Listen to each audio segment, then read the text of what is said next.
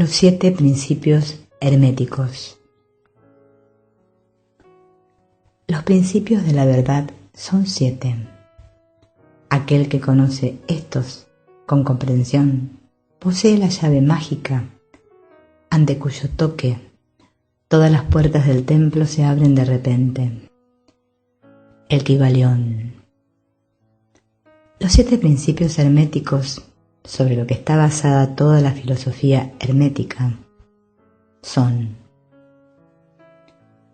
1. El principio de mentalismo. 2. El principio de correspondencia. 3. El principio de vibración. 4. El principio de polaridad. 5. El principio de ritmo. 6. El principio de causa y efecto. 7. El principio de género. Hablaremos hoy del primer principio y luego en los próximos videos iremos viendo los demás. El principio 1. El principio de mentalismo. El todo es mente, el universo es mental. Este principio incorpora la verdad de que todo es mente. Explica que el todo, que es la realidad sustancial que subyace a todas las manifestaciones y apariencias externas, que conocemos bajo los términos de el universo material, el fenómeno de la vida, materia, energía y en breve todo lo que es evidente a nuestros sentidos materiales, es espíritu, que en sí mismo es incognoscible e indefinible, pero que puede ser considerado y concebido como una mente universal, infinita y viviente. Explica también que todo el mundo o universo fenomenal es simplemente una creación mental del todo, sujeto a las leyes de las cosas creadas, y que el universo como conjunto y en sus partes o unidades tiene su existencia en la mente del todo, en cuya mente vivimos, nos movemos y tenemos nuestro ser. Este principio, estableciendo la naturaleza mental del universo, explica fácilmente todos los variados fenómenos mentales y psíquicos que ocupan una porción tan grande de la atención pública y que sin tal explicación son incomprensibles y desafían el tratamiento científico. Una comprensión de este gran principio hermético de mentalismo capacita al individuo para captar fácilmente las leyes del universo, para aplicar inteligentemente las grandes leyes mentales, en vez de usarlas de una manera fortuita. Con la llave maestra en su posesión, el estudiante puede abrir las muchas puertas del templo mental y psíquico del conocimiento y entrar al mismo libre e inteligentemente. Este principio explica la verdadera naturaleza de energía, poder y materia, y por qué y cómo están todos estos subordinados a la maestría de la mente. Uno de los viejos maestros herméticos escribió hace mucho tiempo: el que capta la verdad de la naturaleza mental del universo está bien avanzado en el sendero hacia la maestría. Y estas palabras son tan verdaderas hoy como en el tiempo en que fueron escritas por primera vez. Sin esta llave maestra la maestría es imposible, y el estudiante llama en vano a las muchas puertas del templo. El universo mental. El todo es espíritu. Pero, ¿qué es espíritu? Esta pregunta no puede ser respondida por la razón de que su definición es prácticamente la del todo, que no puede ser explicado o definido. Espíritu es simplemente un nombre que dan los hombres a la concepción más elevada de la mente viviente infinita. Significa la esencia real. Significa mente viviente, tan superior a vida y mente tal como la conocemos, como las últimas son superiores a la energía y la materia mecánicas.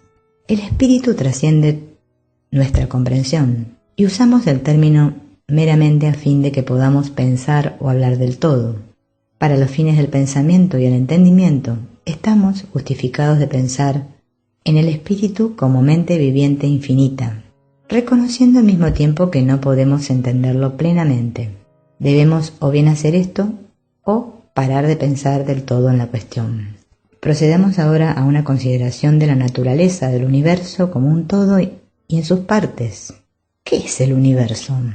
Hemos visto que no puede haber nada fuera del todo. Entonces, ¿es el universo el todo? No, no puede serlo, porque el universo parece estar constituido de muchos y está cambiando constantemente, y en otros modos no se ajusta a las ideas que estamos compelidos a aceptar concernientes al todo. Entonces, si el universo no es el todo, ha de ser nada. Tal es la inevitable conclusión de la mente al primer pensamiento. Pero esto no satisfará la pregunta, pues estamos persuadidos de la existencia del universo. Entonces, si el universo no es ni el todo ni nada, ¿qué puede ser? Si el universo existe en modo alguno, o parece existir, debe proceder de algún modo a partir del todo, debe ser una creación del todo. Pero, puesto que algo nunca puede venir a partir de nada, ¿a partir de qué pudo haberlo creado el todo?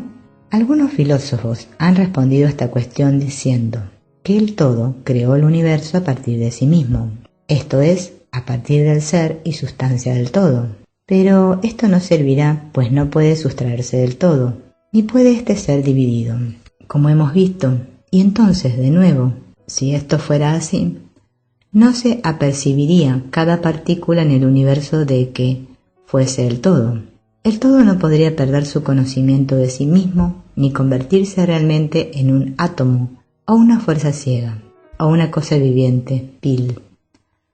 Algunos hombres, en verdad, realizando que el todo es en verdad todo, y reconociendo también que ellos, los hombres, existían, han saltado a la conclusión de que ellos y el todo eran idénticos, y han llenado el aire con gritos de «Yo soy Dios», para diversión de la multitud y lamento de los sabios.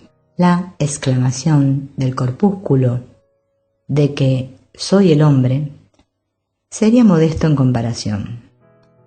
Pero, ¿qué es en verdad el universo si no es el todo? Ni ha sido creado por el todo, habiéndose separado en fragmentos. ¿Qué otra cosa puede ser? ¿De qué otra cosa puede estar hecho?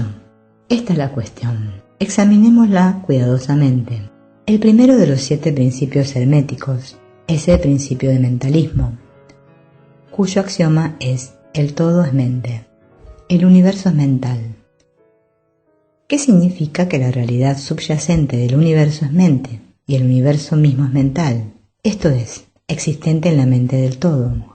Si el universo es mental en su naturaleza, entonces la transmutación mental debe ser el arte de cambiar las condiciones del universo a lo largo de las líneas de materia, fuerza y mente. Si todo es mental, entonces el arte que le capacita a uno para transmutar condiciones mentales debe hacer al maestro, el controlador de las condiciones materiales, así como de las ordinariamente llamadas mentales. Sustancia significa aquello que subyace a todas las manifestaciones externas, la esencia, la realidad esencial, la cosa en sí. Sustancial significa existiendo realmente, siendo el elemento esencial, siendo real. Realidad significa el estado de ser real, verdadero, duradero, válido, fijo, permanente, efectivo. Bajo y detrás de todas las apariencias o manifestaciones externas debe haber siempre una realidad sustancial. Esta es la ley. El hombre, al considerar el universo del que es una unidad, no ve sino cambio en la materia, las fuerzas y los estados mentales. Ve que nada realmente es, pero que todo está viniendo a ser y cambiando. Nada permanece quieto, todo está naciendo, creciendo, muriendo. El mismo instante en que una cosa alcanza su cima empieza a declinar. La ley del ritmo está en operación constante. No hay ninguna realidad, cualidad duradera, fijeza o sustancialidad en nada. Nada es permanente sino el cambio. Él ve todas las cosas evolucionando a partir de otras cosas y resolviéndose en otras cosas, una constante acción y reacción, influjo y reflujo, edificación y derrumbamiento, creación y destrucción, nacimiento, crecimiento y muerte. Nada dura sino el cambio. Y si es un hombre que piensa, realizará que todas estas cosas cambiantes no deben ser sino las apariencias o manifestaciones externas de algún poder subyacente, alguna realidad sustancial. La razón humana, cuyos dictámenes debemos aceptar mientras pensamos, nos informa cómo sigue con respecto al todo, y eso sin intentar apartar el velo de lo incognoscible. El todo debe ser todo, lo que realmente es.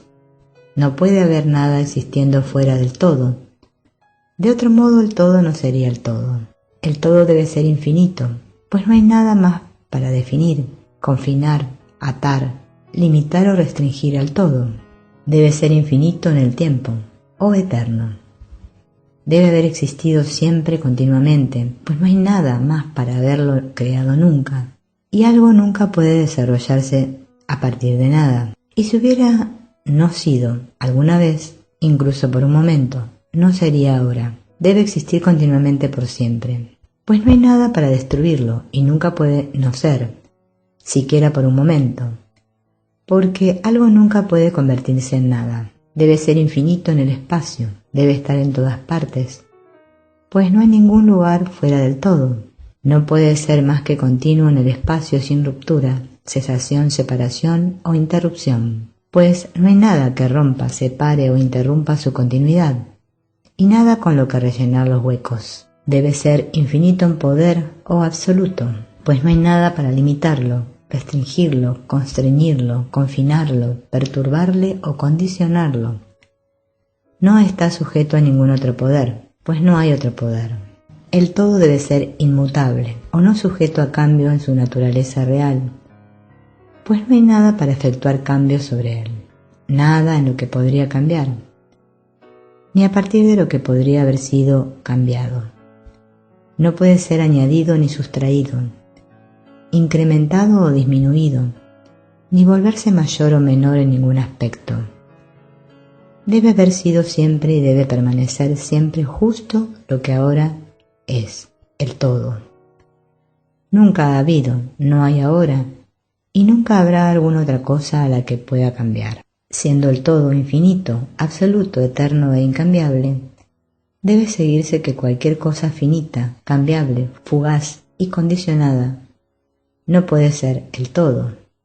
Y puesto que no hay nada fuera del todo en realidad, entonces cualquiera de y todas esas cosas finitas deben ser como nada en realidad.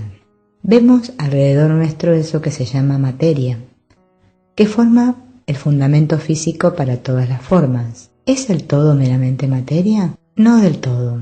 La materia no puede manifestar vida o mente, y puesto que la vida y la mente están manifestadas en el universo, el todo no puede ser materia, pues nada se eleva más alto que su propio origen. Nada se manifiesta nunca en un efecto que no esté en la causa. Nada se desarrolla como un consecuente que no esté involucrado como un antecedente.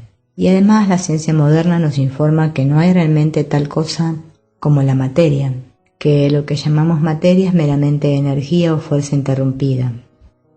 Esto es, energía o fuerza a una frecuencia baja de vibración. Entonces, ¿es el todo mera energía o fuerza? No energía y fuerza como los materialistas usan los términos, pues su energía y fuerza son cosas ciegas, mecánicas, vacías de vida o mente.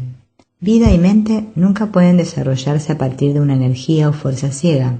Nada puede elevarse más alto que su origen. Nada se desenvuelve a no ser que esté envuelto. Nada se manifiesta en el efecto a no ser que esté en la causa. Y así pues, el todo no puede ser mera energía o fuerza. Pues si lo fuera, entonces no habría cosas tales como vida y mente en existencia. Y sabemos que no es así, pues estamos vivos y usando la mente para considerar esta misma cuestión, e igual lo están esos que alegan que todo es energía o fuerza. ¿Qué hay, pues, superior a la materia o la energía que sepamos que es existente en el universo? Vida y mente. Vida y mente en todos sus grados variables de desenvolvimiento. Entonces, ¿quieres decirnos que el todo es vida y mente? Sí y no. Si queréis decir vida y mente, tal como nosotros, pobres y mezquinos mortales, las conocemos, decimos no. El todo no es eso. Pero, ¿qué clase de vida y mente queréis dar a entender? La respuesta es mente viviente, tan por encima de lo que los mortales conocen por esas palabras, como vida y mente son superiores a las fuerzas mecánicas o materia, mente viviente infinita, por comparación con vida y mente finitas. Queremos decir lo que las almas iluminadas quieren decir cuando pronuncian reverentemente la palabra espíritu, el todo. El todo es mente viviente infinita. El iluminado lo llama espíritu.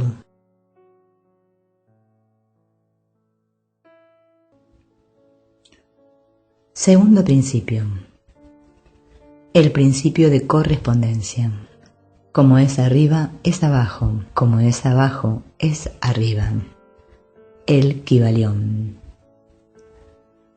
Este principio incorpora la verdad de que hay siempre una correspondencia entre las leyes y fenómenos de los diversos planos de existencia y vida. La captación de este principio era uno de los medios para solucionar muchas de las paradojas y secretos escondidos de la naturaleza.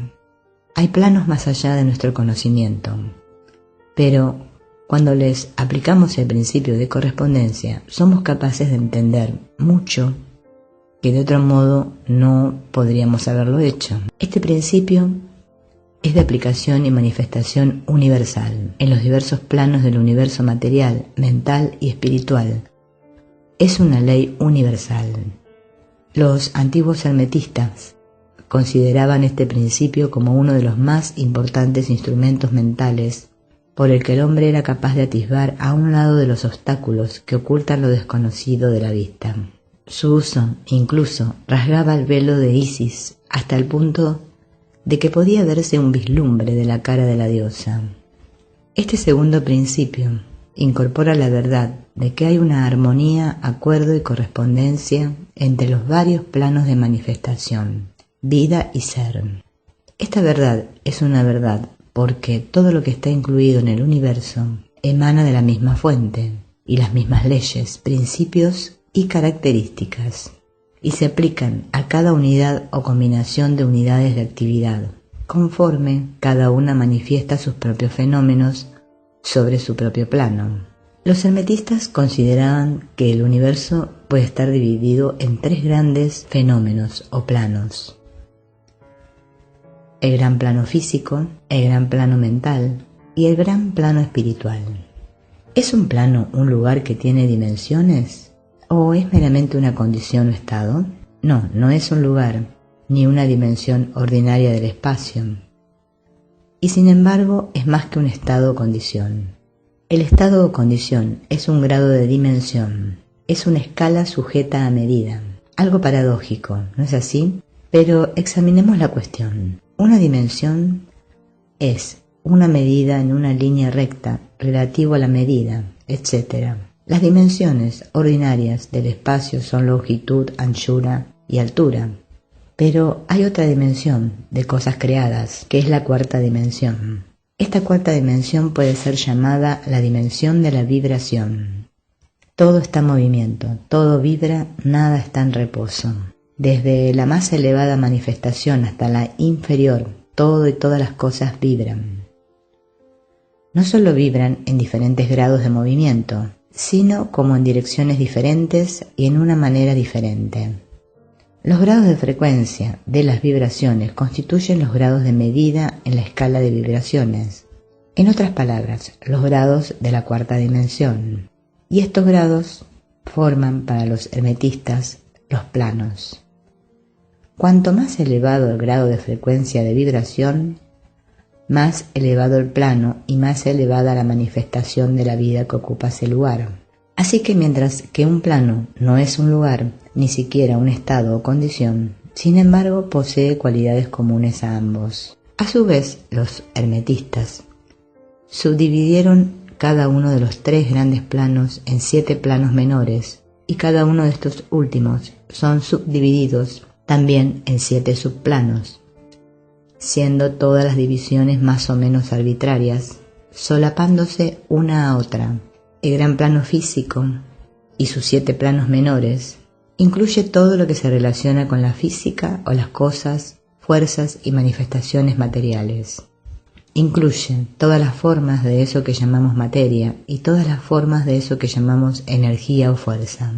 La materia no es sino una forma de energía, es decir, energía a una frecuencia baja de vibraciones de una cierta clase. El gran plano mental comprende las formas de cosas vivientes. Este plano mental, a su vez, está dividido en el plano de mente mineral, plano de mente elemental A, el plano de mente de planta, el plano de mente elemental B, el plano de mente animal, el plano de mente elemental C y el plano de mente humana. Todos estos planos guardan relación entre sí. Los planos elementales guardan la misma relación con los planos de mentalidad y vida mineral, de planta, animal y humana, como lo guardan las teclas negras del piano con las blancas. Las teclas blancas son suficientes para producir música, pero hay ciertas escalas, melodías y armonías en las negras que juegan su parte y en las que su presencia es necesaria. Son necesarios también como vínculos conectantes de la condición del alma, estados de entidad, etc., entre los varios otros planos. En el gran plano espiritual y en sus 7 planos menores, existen seres de quienes podemos hablar como ángeles, arcángeles, semidioses. Allí moran esas grandes almas a quienes llamamos maestros y adeptos. La palabra espíritu se usa en el sentido de principio animador, llevando consigo la idea de poder, energía viviente, fuerza mística, etc. Como es arriba, es abajo, como es abajo, es arriba. Todos los 7 principios herméticos están en plena operación en todos los muchos planos, físicos, mentales y espirituales. El principio de sustancia mental se aplica desde luego a todos los planos, pues todos están sostenidos en la mente del todo. El principio de correspondencia se manifiesta en todos, pues hay una correspondencia, armonía y acuerdo entre los varios planos. Como es arriba, es abajo, como es abajo, es arriba. Tercer principio, el principio de vibración. Nada descansa, todo se mueve, todo vibra. El Kybalión. Este principio incorpora la verdad de que todo está en movimiento, todo vibra, nada está en reposo. Hechos que la ciencia moderna refrenda y que cada nuevo descubrimiento científico tiende a verificar. Y sin embargo este principio hermético fue enunciado hace miles de años por los maestros del antiguo Egipto. Este principio explica que las diferencias entre manifestaciones diferentes de materia, energía, mente e incluso espíritu resultan mayormente de frecuencias de vibración variables, desde el todo, que es espíritu puro, bajando hasta la forma más grosera de materia. Todo está en vibración. Cuanto más alta la vibración, más alta la posición de la escala. La vibración del espíritu es en un rango de intensidad y rapidez infinitas, tal que está prácticamente en reposo, igual que una rueda, moviéndose rápidamente parece inmóvil. Y en el otro extremo de la escala hay formas groseras de materia, cuyas vibraciones son tan bajas como para parecer en reposo. Entre estos dos polos hay millones sobre millones de grados variables de vibración. Desde el corpúsculo y el electrón, el átomo y la molécula, hasta los mundos y universos, todo está en moción vibratoria. Esto también es verdad en los planos de energía y fuerza, que no son sino grados diversos de vibración, y también en los planos mentales, cuyos estados dependen de vibraciones, e incluso en los planos espirituales. Un entendimiento de este principio, con las fórmulas apropiadas, capacita a los estudiantes herméticos a controlar sus propias vibraciones mentales, así como la de los otros. Los maestros también aplican este principio a la conquista de los fenómenos naturales en modos diversos. Aquel que entiende el principio de vibración ha agarrado el cetro de poder, dice uno de los viejos escritores. El principio de vibración incorpora la verdad de que la moción está manifiesta en toda cosa en el universo, que nada está en reposo, que todo se mueve, vibra y gira. Este principio fue reconocido por algunos de los primitivos filósofos griegos que lo incorporaban en sus sistemas, pero fue perdido de vista durante siglos por los pensadores fuera de las filas herméticas. Las enseñanzas herméticas son que no solo está toda cosa en movimiento y vibración constantes, sino que las diferencias entre las diversas manifestaciones del poder universal son debidas enteramente al grado y modo variables de las vibraciones. No solo esto, sino que incluso el todo en sí mismo manifiesta una vibración constante de un grado infinito de intensidad y rápida moción, tal que puede ser prácticamente considerado en reposo, dirigiendo los instructores la atención de los estudiantes al hecho de que incluso en el plano físico, un objeto moviéndose rápidamente, tal como una rueda giratoria, parece estar en reposo. Las enseñanzas son que el espíritu está en un extremo del polo de vibración, siendo el otro polo ciertas formas de materia extremadamente groseras. Entre estos dos polos hay millones sobre millones de grados y modos de vibración diferentes.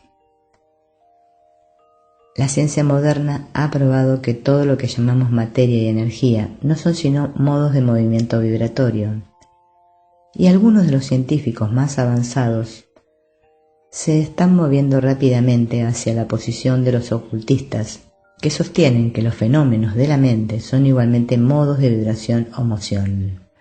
Las enseñanzas herméticas van mucho más lejos de lo que lo hacen las de la ciencia moderna. Enseñan que toda manifestación de pensamiento, emoción, razón, voluntad o deseo, o cualquier estado o condición mental, está acompañado por vibraciones, una porción de las cuales son arrojadas y tienden a afectar a las mentes de otras personas por inducción. Este es el principio que produce los fenómenos de la telepatía, la influencia mental y otras formas de la acción y el poder de mente sobre mente, con las que el público general se está familiarizando rápidamente, debido a la amplia diseminación de conocimiento oculto por las diversas escuelas, cultos e instructores a lo largo de estas líneas en este tiempo. Todo pensamiento, emoción o estado mental tiene su grado y modo de vibración correspondiente, y por un esfuerzo de la voluntad de la persona o de otras personas, estos estados mentales pueden ser reproducidos igual que un tono musical puede ser reproducido haciendo vibrar un instrumento a una cierta frecuencia, igual que el color puede ser reproducido del mismo modo. Por un conocimiento del principio de vibración aplicado a los fenómenos mentales, uno puede polarizar su mente en cualquier grado que desee, consiguiendo así un control perfecto sobre sus estados mentales, humores, etc. Del mismo modo puede afectar las mentes de otros, produciendo en ellos los estados mentales deseados. En breve, puede ser capaz de producir sobre el plano mental lo que la ciencia produce sobre el plano físico, a saber, vibraciones a voluntad. Este poder, desde luego, solo puede adquirirse por la instrucción, ejercicios, práctica, etc., apropiados, siendo la ciencia, la de la transmutación mental, una de las ramas del arte hermético. Cuarto principio, el principio de polaridad. Todo es dual, todo tiene polos, todo tiene su par de opuestos. Semejante y desemejante son lo mismo. Los opuestos son idénticos en naturaleza, pero diferentes en grado. Los extremos se encuentran. Todas las verdades no son sino medias verdades. Todas las paradojas pueden ser reconciliadas. El Kybalión. Este principio incorpora la verdad de que todo es dual, todo tiene dos polos, todo tiene su par de opuestos, todos los cuales eran viejos axiomas herméticos. Explica las viejas paradojas que han dejado perplejos a tantísimos, que han sido establecidas como siguen. Tesis y antitesis son idénticas en naturaleza, pero diferentes en grados. Los opuestos son lo mismo, difiriendo solo en grado. Los pares de opuestos pueden ser reconciliados.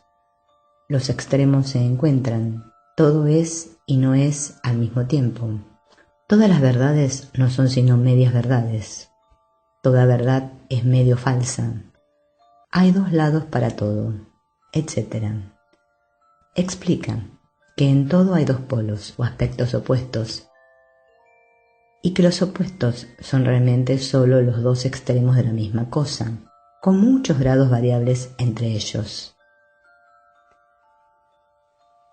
Para ilustrar esto, calor y frío, aunque opuestos, son realmente la misma cosa, consistiendo la diferencia meramente de grados de la misma cosa. Mirad a vuestro termómetro y ved si podéis descubrir dónde termina el calor y comienza el frío. No hay tal cosa como el calor absoluto o el frío absoluto. Los dos términos, calor y frío, indican simplemente grados variables de la misma cosa, y esa misma cosa, que se manifiesta como calor y frío, es meramente una forma, una variedad y una frecuencia de vibración.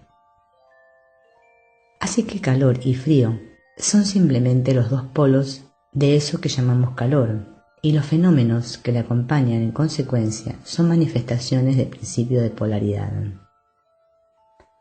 El mismo principio se manifiesta en el caso de la luz y la oscuridad, que son la misma cosa, consistiendo la diferencia de grados variables entre los dos polos del fenómeno.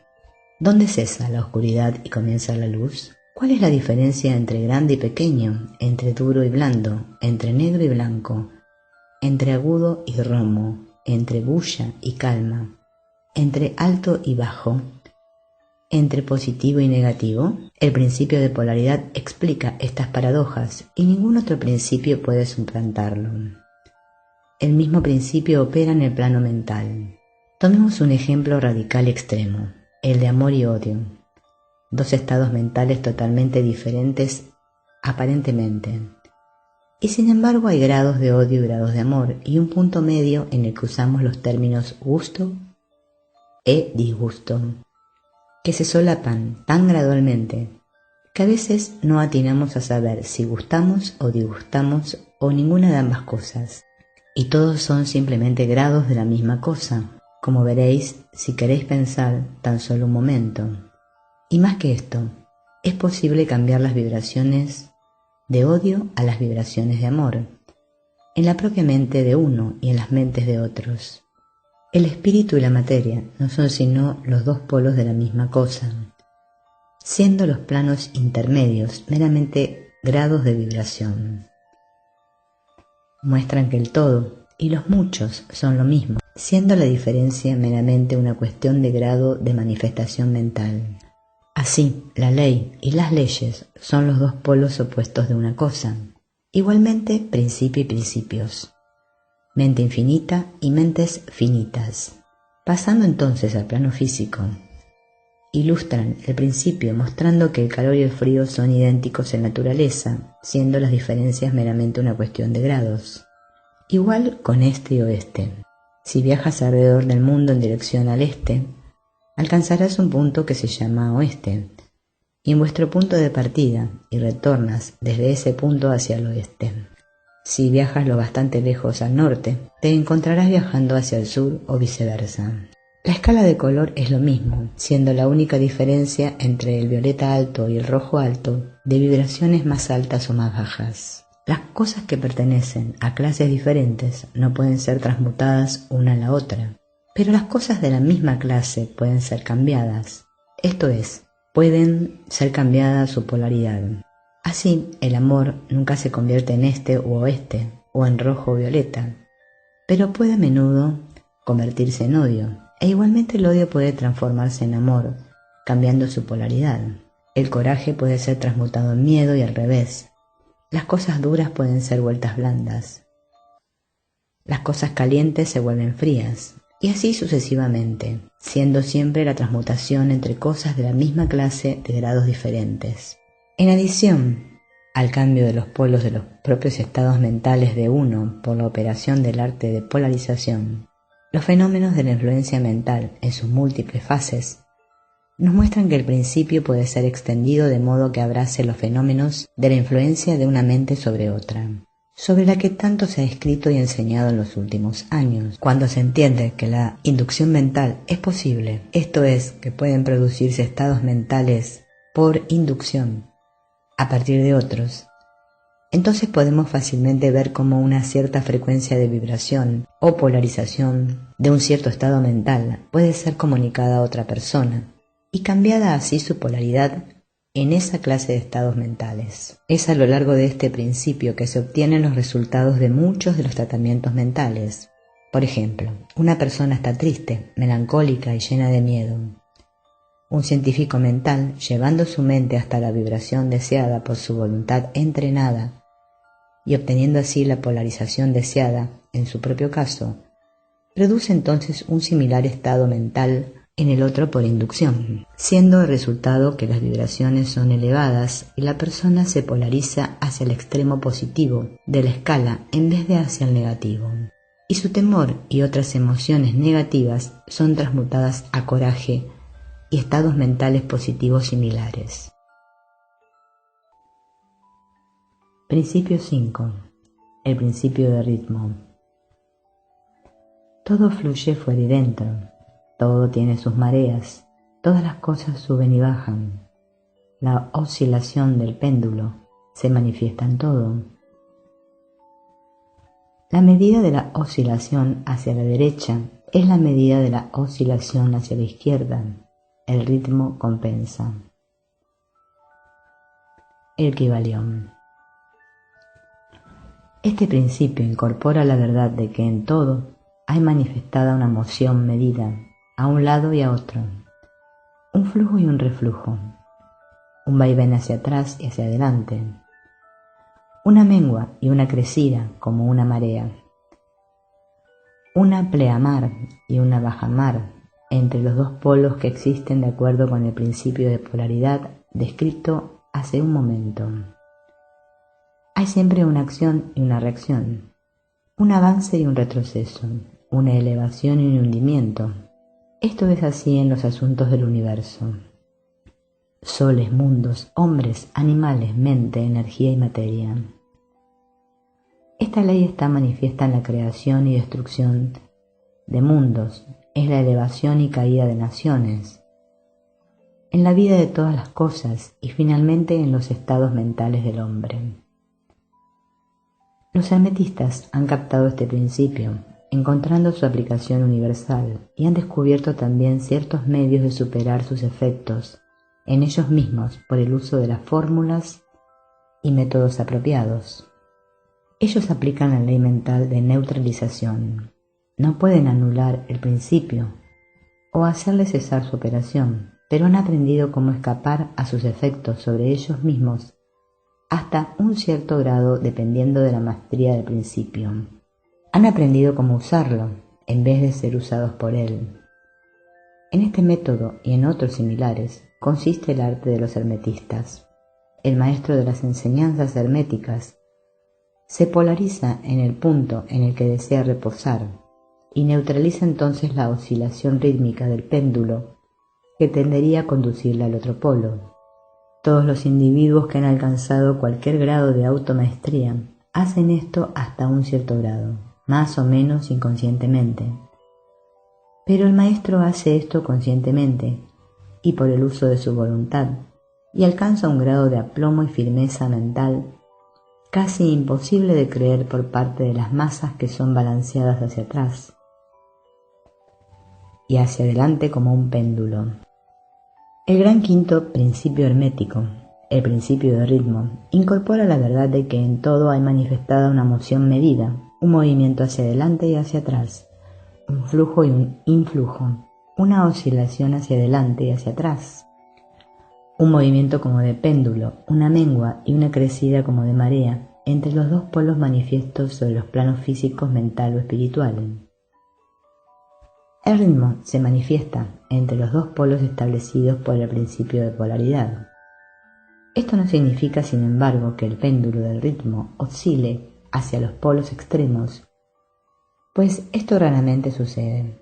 De hecho, es difícil establecer los opuestos polares extremos en la mayoría de los casos. Pero la oscilación es siempre hacia un polo primero y después hacia el otro. Hay siempre una acción y una reacción, un avance y una retirada, una elevación y un hundimiento manifestados en todos los aires y fenómenos del universo. Los maestros herméticos descubrieron hace mucho que mientras que el principio de ritmo era invariable y siempre en evidencia en los fenómenos mentales, había sin embargo dos planos de su manifestación hasta donde están concebidos los fenómenos mentales. Descubrieron que había dos planos generales de conciencia, el inferior y el superior, la comprensión de cuyo hecho les capacitó a elevarse al plano superior y escapar así a la oscilación del péndulo rítmico que se manifestaba en el plano inferior. En otras palabras, la oscilación del péndulo ocurría en el plano inconsciente y la conciencia no era afectada. A esta la llamaron la ley de neutralización. Sus operaciones consisten en la elevación del ego por encima de las vibraciones del plano inconsciente de actividad mental, de modo que la oscilación negativa del péndulo no se manifiesta en la conciencia, y por consiguiente no son afectados. Es similar a elevarse por encima de una cosa y dejarla pasar por debajo tuyo. El maestro hermético se polariza en el polo deseado, y por un proceso semejante a rehusarse a participar en la oscilación hacia atrás, una negación de su influencia sobre él, se mantiene firme en su posición polarizada y permite que el péndulo mental oscile hacia atrás o a lo largo del plano inconsciente. Todos los individuos que han alcanzado algún grado de automaestría realizan esto, más o menos sin saberlo, y rehusándose a permitir que sus humores y estados mentales negativos les afecten. Aplican la ley de neutralización. El maestro, sin embargo, lleva esto a un grado mucho mayor de eficiencia y por el uso de su voluntad alcanza un grado de equilibrio y firmeza mental casi imposible de creer por parte de esos que permiten ser oscilados hacia atrás y hacia adelante por el péndulo mental de los humores y los sentimientos. Un entendimiento del funcionamiento de este principio le dará a uno la llave de la maestría de estas oscilaciones rítmicas del sentimiento y le capacitará para conocerse mejor y evitar ser arrastrado por estos influjos y aflujos. La voluntad es superior a la manifestación consciente de este principio, aunque el principio mismo nunca puede ser destruido. Podemos escapar a sus efectos, pero el principio opera, no obstante. El péndulo siempre oscila, aunque podamos escapar a ser arrastrados con él. El Kybalión dice: la medida de la oscilación hacia la derecha es la medida de la oscilación hacia la izquierda. El ritmo compensa. La ley de compensación es que la oscilación en una dirección determina la oscilación en dirección opuesta o al polo opuesto. Uno equilibra o contrarresta al otro. Sobre el plano físico vemos muchos ejemplos de esta ley. El péndulo del reloj oscila a una cierta distancia hacia la derecha y después una cierta distancia igual hacia la izquierda. Las mareas siguen la misma ley.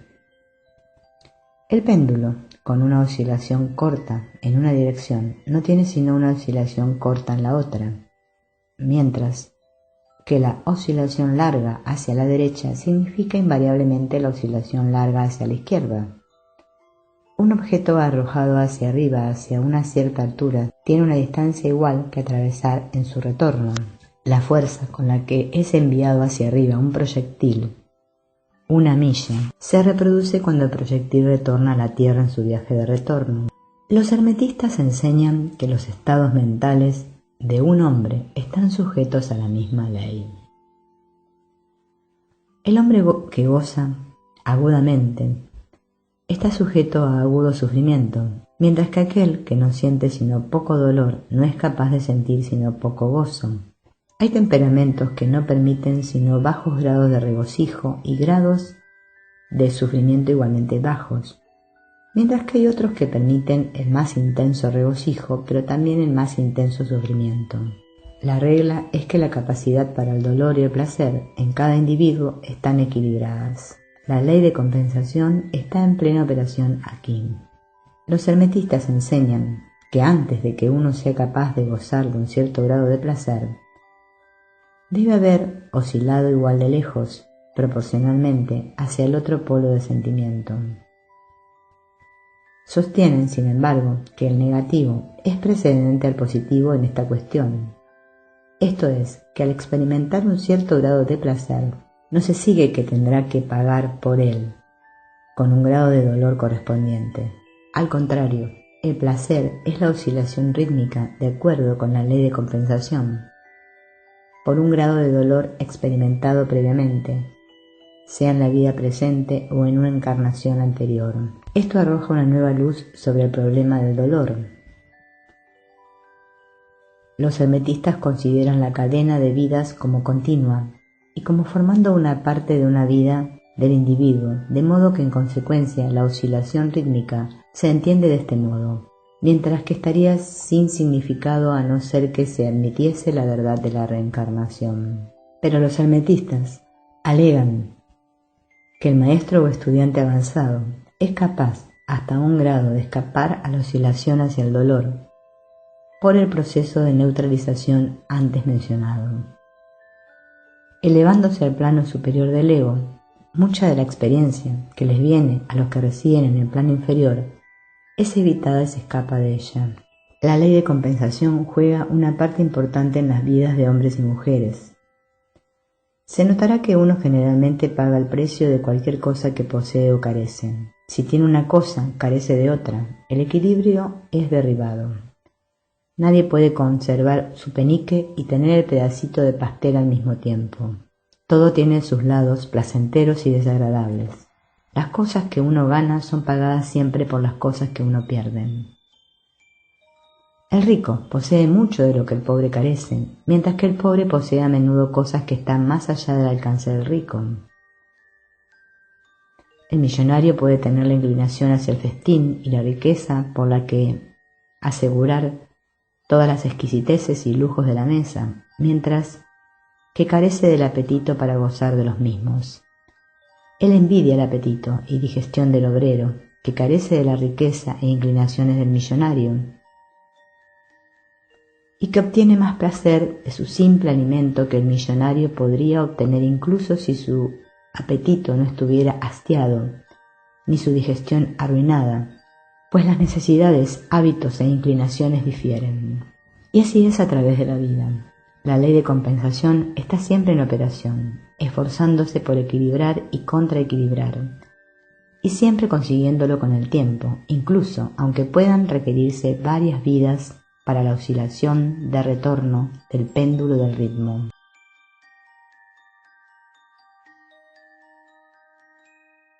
Sexto principio. El principio de causa y efecto. Toda causa tiene su efecto, todo efecto tiene su causa. Todo sucede de acuerdo con la ley. Casualidad no es sino un nombre para la ley no reconocida. Hay muchos planos de causación, pero nada se escapa a la ley. El Kybalión. Este principio incorpora el hecho de que hay una causa para todo efecto. Un efecto a partir de toda causa.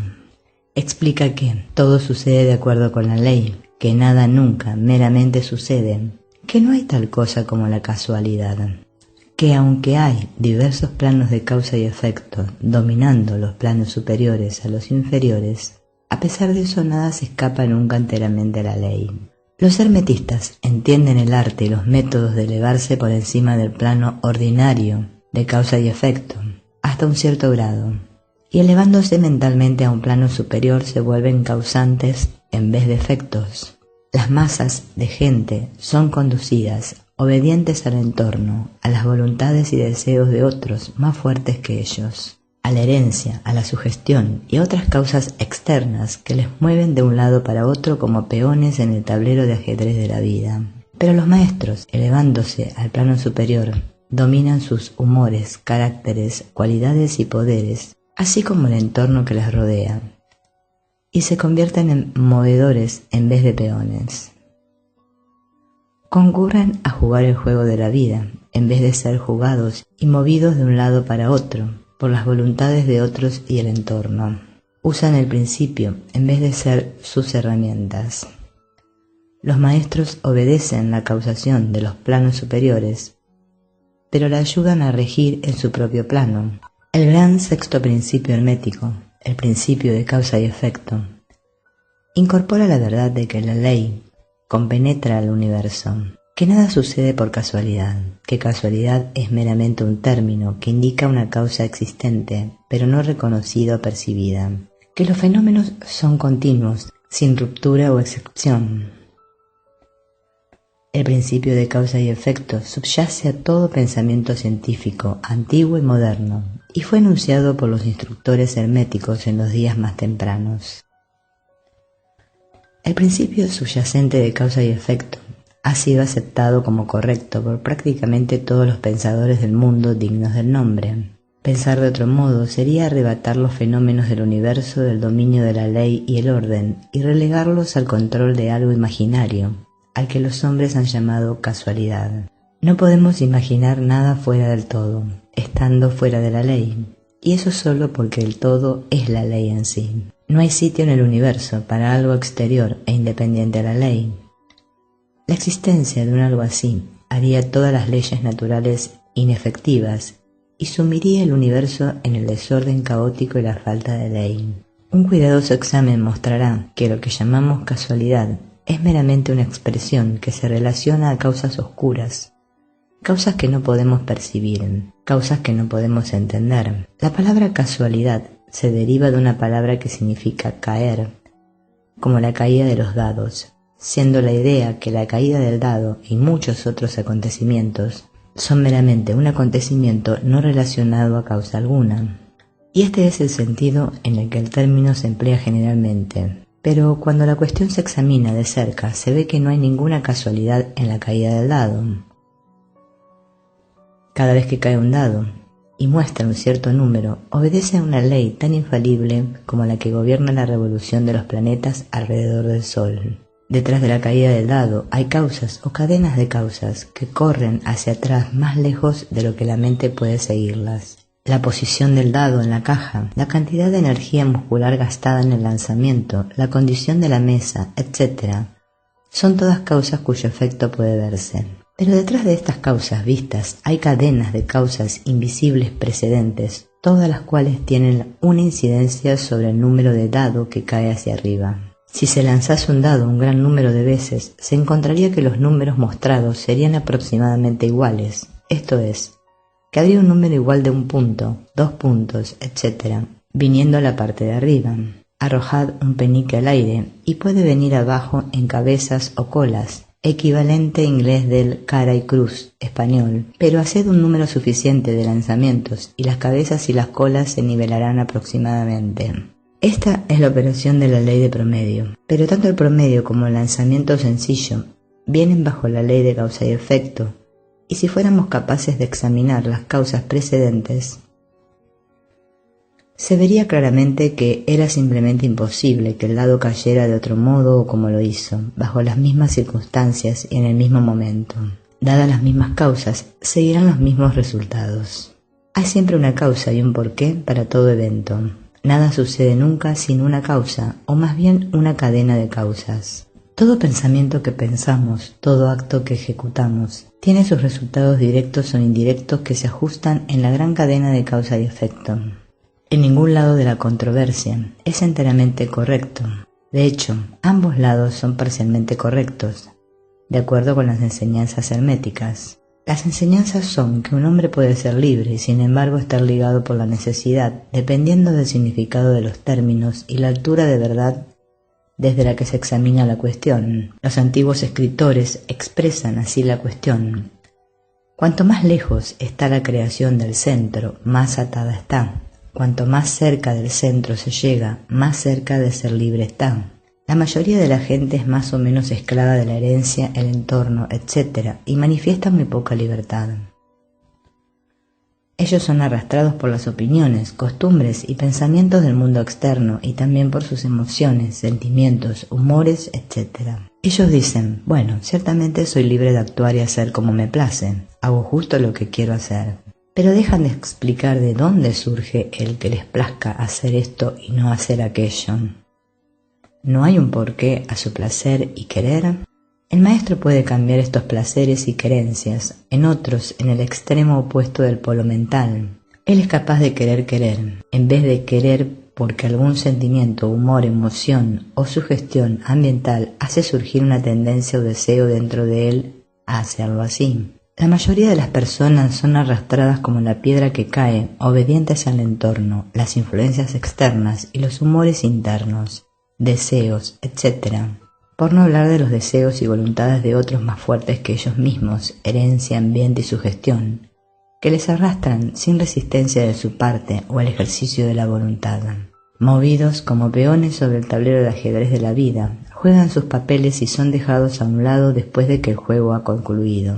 Pero los maestros, conociendo las reglas del juego, se elevan por encima del plano de la vida material y situándose en contacto con los poderes superiores de su naturaleza, dominan sus propios humores, caracteres, cualidades y polaridad, así como el ambiente que les rodea, y así se convierten en jugadores en el juego, en vez de peones, causas en vez de efectos. Los maestros no escapan a la causación de los planos superiores, sino que se ajustan a las leyes superiores y dominan así las circunstancias en el plano inferior. Forman así una parte consciente de la ley, en vez de ser meros instrumentos ciegos. Mientras que sirven en los planos superiores, rigen en el plano material. Es cierto en verdad que ni un gorrión cae sin advertirlo la mente del todo, que incluso los pelos en nuestra cabeza están contados, como lo dice la Biblia. No hay nada fuera de la ley, nada que suceda contrario a ella. Las enseñanzas herméticas dicen que el hombre puede usar la ley para superar las leyes y que lo superior siempre prevalecerá contra lo inferior, hasta que al final haya alcanzado la etapa en que busque refugio en la ley misma y se mofe de las leyes fenoménicas.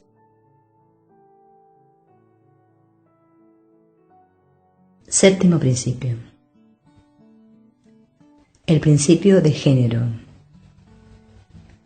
El género está en todo. Todo tiene sus principios masculino y femenino. El género se manifiesta en todos los planos. El Kybalión.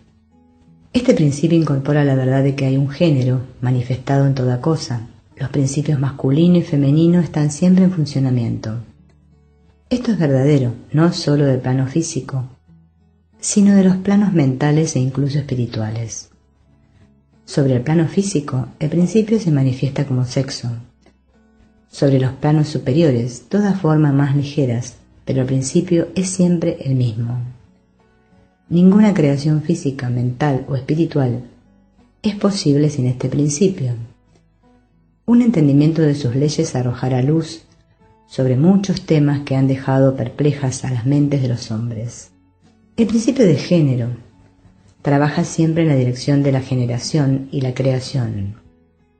Toda cosa y toda persona contiene los dos elementos o principios, o este gran principio dentro de sí, de él o de ella. Toda cosa macho tiene también el elemento hembra. Toda hembra contiene también el principio macho.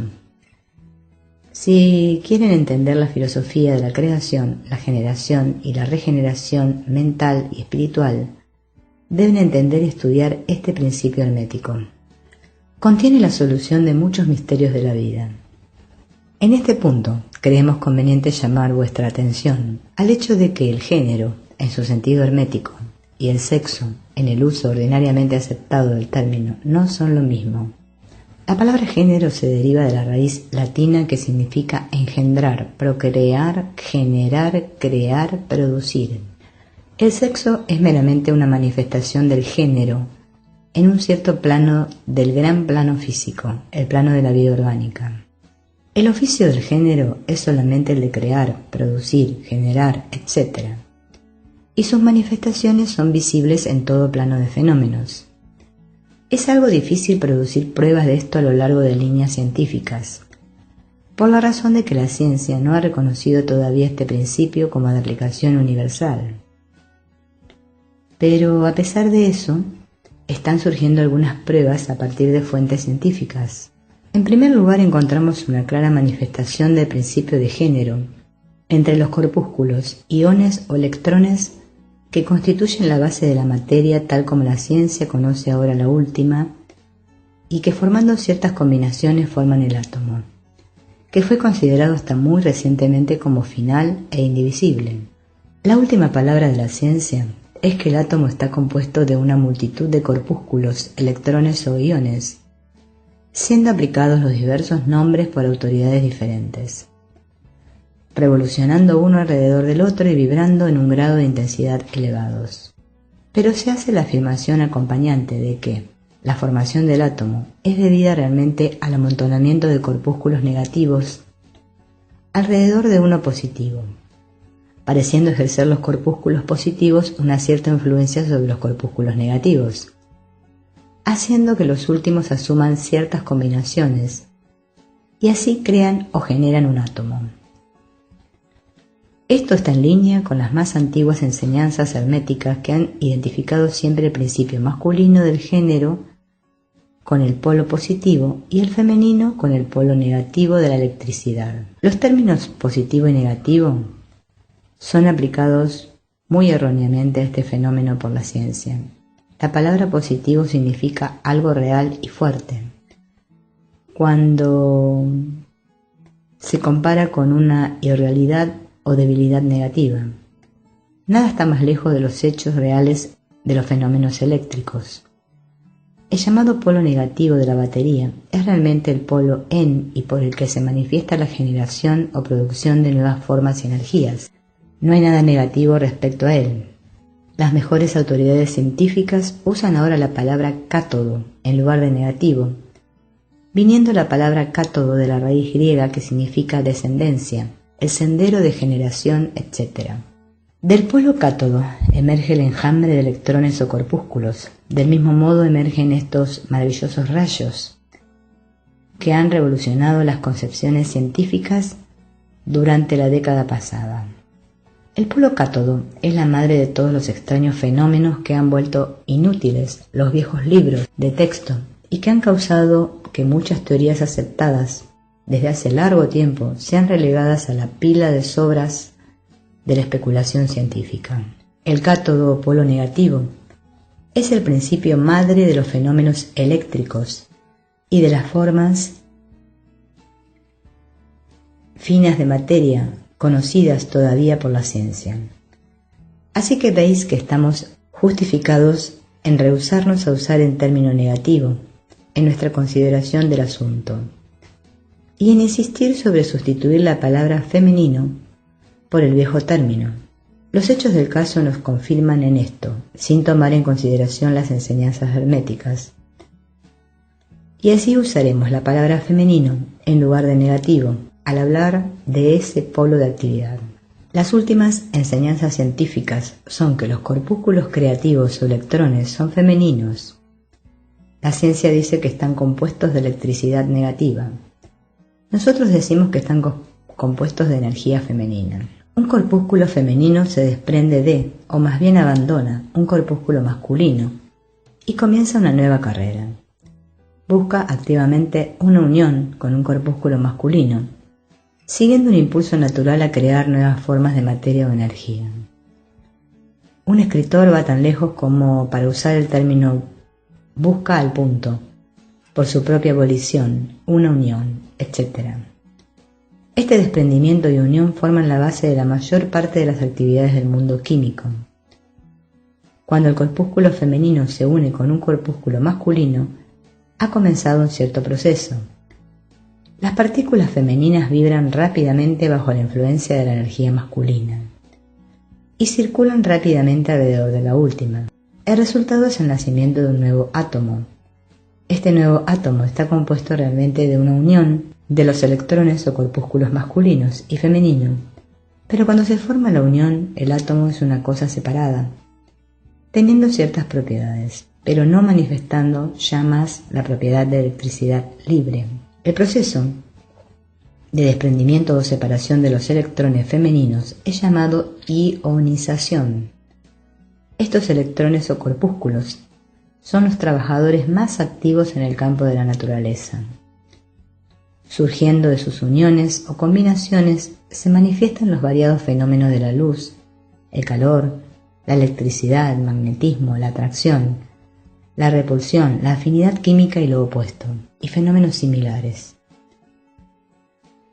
Y todo esto surge a partir de la operación del principio de género en el plano de la energía. La parte del principio masculino parece ser la de dirigir una cierta energía inherente hacia el principio femenino, iniciando así a la actividad los procesos creativos. Pero el principio femenino es el que está haciendo siempre el trabajo creativo, y esto es así en todos los planos. Y sin embargo, cada principio es incapaz de energía operativo sin la asistencia del otro. En algunas de las formas de vida los dos principios están combinados en un organismo. Por eso todo en el mundo orgánico manifiesta ambos géneros. Siempre está presente el masculino en la forma femenina y el femenino en la forma masculina. Las enseñanzas herméticas incluyen mucho concerniente a la operación de los dos principios del género en la producción y manifestación de diversas formas de energía. Pero no estimamos conveniente entrar en detalles concernientes a las mismas en este punto, porque somos incapaces de respaldarlas con pruebas científicas, por la razón de que la ciencia no ha llegado aún tan lejos. Pero el ejemplo que les dimos de los fenómenos de los electrones o corpúsculos les mostrará que la ciencia está en el sendero correcto, y les dará también una idea general de los principios subyacentes. Algunos investigadores científicos prominentes han anunciado su creencia de que en la formación de los cristales habría de encontrarse algo que corresponde con la actividad sexual, lo que es otra paja que muestra la dirección en que están soplando los vientos científicos. Y cada año traerá otros hechos para corroborar la corrección del principio hermético de género. Se encontrará que el género está en operación y manifestación constante en el área de la materia inorgánica y en el área de la energía o fuerza. La electricidad es ahora considerada generalmente como el algo en el que todas las otras formas de energía parecen fundirse o disolverse. La teoría eléctrica del universo es la última doctrina científica y está creciendo rápidamente en popularidad y en aceptación general. Y se sigue así que si somos capaces de descubrir en los fenómenos de la electricidad, incluso en la raíz y fuente misma de sus manifestaciones, una evidencia clara e inconfundible de la presencia del género y sus actividades. Estamos justificados en pedirles que crean que la ciencia ha ofrecido por fin pruebas de la existencia en todos los fenómenos universales de ese gran principio hermético, el principio de género. El principio masculino de la mente corresponde a la así llamada mente objetiva, mente consciente, mente voluntaria, mente activa, etc. Y el principio femenino de la mente corresponde a la así llamada mente subjetiva, mente subconsciente, mente involuntaria, mente pasiva, etc. Consideremos ahora las enseñanzas herméticas concernientes al género mental. Los instructores herméticos imparten su instrucción concerniente a este sujeto, invitando a sus estudiantes a examinar el dictamen de sus conciencias en lo que atañe a su ser. Se les invita a los estudiantes a volver su atención hacia adentro, sobre el ser que habita dentro de cada uno. Se conduce a cada estudiante a ver que su conciencia le da primero un dictamen de la existencia de su ser. El dictamen es yo soy. Estas al principio parecen ser las palabras finales de la conciencia, pero un pequeño examen posterior descubre el hecho de que este yo soy puede ser separado o fragmentado en dos partes distintas o aspectos, que mientras que trabajan al unísono y en conjunción, pueden no obstante ser separados en la conciencia. Mientras que al principio parece haber solo un yo existente, un examen más cuidadoso y más de cerca revela el hecho de que existe un yo y un mí.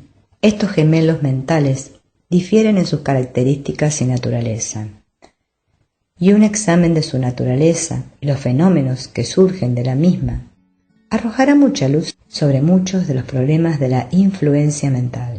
Comencemos con una consideración del mí, que es usualmente confundido con el yo por el estudiante, hasta que empuja la pesquisa un poco más lejos atrás en los escondrijos de la conciencia.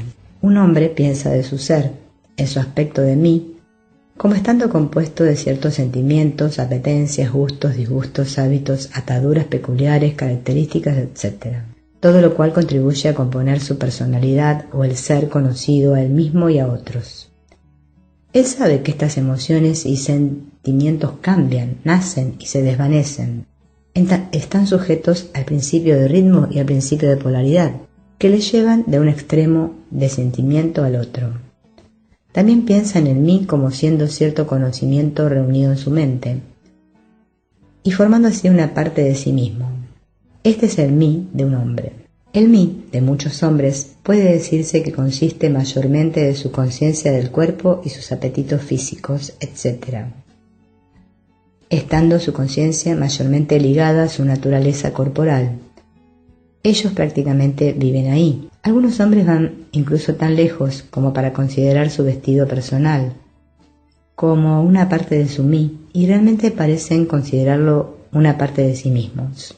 Un escritor ha dicho humorísticamente que los hombres constan de tres partes: alma, cuerpo y trajes. Esta gente, consciente de sus trajes, perdería su personalidad si se la desvistiese de su ropaje en un naufragio. Pero incluso muchos que no están tan fuertemente atados con la idea de la vestimenta personal, se adhieren estrechamente a la conciencia de que sus cuerpos sean su mí. No pueden concebir un ser independiente del cuerpo. Su mente parece serles prácticamente algo que pertenece a su cuerpo, lo que en muchos casos es en verdad. Pero conforme el hombre se eleva en la escala de la conciencia, es capaz de desenredar su mí de su idea del cuerpo y es capaz de pensar en su cuerpo como perteneciente a la parte mental de él. Pero incluso entonces está muy expuesto a identificar el mí enteramente con los estados mentales, sentimientos, etc., que siente que existe dentro de. Está muy expuesto a considerar estos estados internos como idénticos consigo mismo, en vez de que sean simplemente cosas producidas por alguna parte de su mentalidad, y existiendo dentro de él y en él, pero aún no él mismo. Él ve que puede cambiar estos estados internos de sentimientos por un esfuerzo de la voluntad, y que puede producir un sentimiento o estado de una naturaleza exactamente opuesta, del mismo modo, y sin embargo, él mismo mí existe. Y así, después de un rato, es capaz de dejarlas a un lado en la colección no mí de curiosidades e impedimentos, así como valiosas posesiones. Esto requiere mucha concentración mental y poder de análisis mental de parte del estudiante. Pero, sin embargo, la tarea es posible para el estudiante avanzado, e incluso aquellos no tan avanzados son capaces de ver en la imaginación cómo puede ser llevado a cabo el proceso. Después de que se ha llevado a cabo este proceso de dejar a un lado, el estudiante se encontrará en posesión consciente de un ser que puede ser considerado en sus aspectos duales de yo y mí. Se sentirá que el mí es un algo mental en que los pensamientos, ideas, emociones, sentimientos y otros estados mentales pueden ser producidos. Puede ser considerado como la matriz mental, como los antiguos lo nombraban, capaz de generar retoños mentales. Se presenta a la conciencia como un mí con poderes latentes de creación y generación de origen mental de todas las suertes y clases. Sus poderes de energía creativa se sienten que son enormes, pero aún parece ser consciente de que debe recibir alguna forma de energía de su yo compañero o de algún otro yo, antes de ser capaz de traer a la existencia sus creaciones mentales. Pero el estudiante pronto encuentra que esto no es todo lo que encuentra dentro de su conciencia interna. Encuentra que existe un algo mental que es capaz de querer que el mí actúe a lo largo de ciertas líneas creativas y que es capaz también de permanecer a un lado y observar la creación mental. A esa parte de sí mismo se le enseña a llamarla su yo. Él es capaz de descansar en su conciencia de voluntad. Él no encuentra ahí la conciencia de una capacidad de generar y crear activamente en el sentido del proceso gradual, acompañante a las operaciones mentales, sino más bien una sensación y conciencia de la capacidad de proyectar una energía desde el yo hasta el mí, un proceso de querer que la creación mental comience y proceda. Encuentra también que el yo es capaz de permanecer a un lado y observar las operaciones de creación y generación mental del mí. Hay este aspecto dual de la mente de toda persona. El yo representa el principio masculino del género mental. El mí representa el principio femenino. El yo representa el aspecto de ser, el mí el aspecto de venir a ser. Estos aspectos de la mente, los principios masculino y femenino, el yo y el mí, considerados en conexión con los bien conocidos fenómenos mentales y psíquicos, dan la llave maestra a estas regiones oscuramente conocidas de operación y manifestación mental. La tendencia del principio femenino es siempre en la dirección de recibir impresiones, mientras que la tendencia del principio masculino es siempre en la dirección de dar o expresar. El principio femenino tiene un área de operación mucho más variada de lo que tiene el principio masculino. El principio femenino conduce el trabajo de generar nuevos pensamientos, conceptos, ideas, incluyendo el trabajo de la imaginación. El principio masculino se contenta con el trabajo de la voluntad, en sus variadas fases, y sin embargo, sin la ayuda activa de la voluntad del principio masculino, el principio femenino está expuesto a permanecer contento con generar imágenes mentales que son el resultado de impresiones recibidas desde el exterior, en vez de producir creaciones mentales originales. Las personas que pueden dar una atención y pensamiento continuados a un asunto emplean activamente ambos de los principios mentales, el femenino en el trabajo de la generación mental activa, y la voluntad masculina en estimular y en energetizar la porción creativa de la mente. La mayoría de las personas realmente no emplean el principio masculino sino poco y están contentas con vivir de acuerdo con los pensamientos e ideas instalados dentro del mí a partir del yo de otras mentes. El método normal es que los principios masculino y femenino en la mente de una persona se coordinen y actúen armoniosamente en conjunción uno con el otro. Pero, desgraciadamente, el principio masculino en la persona corriente es demasiado perezoso para actuar. El despliegue de poder de la voluntad es demasiado ligero, y la consecuencia es que tales personas son regidas casi enteramente por las mentes y voluntades de otras personas, a las que permiten hacer su pensamiento y volición por ellas. El problema es que la persona corriente reside casi del todo en su conciencia de mí y no realiza que tiene una cosa tal como un yo. Se polariza en su principio femenino de la mente y al principio masculino en el que está alojada la voluntad se le permite permanecer inactivo y no empleado. Los hombres y las mujeres fuertes del mundo manifiestan invariablemente el principio masculino de la voluntad y su fortaleza depende materialmente de este hecho. En vez de vivir sobre las impresiones hechas sobre sus mentes por otros, dominan sus propias mentes por su voluntad, obteniendo la clase de imágenes mentales deseadas, y más aún, dominan igualmente las mentes de otros de la misma manera.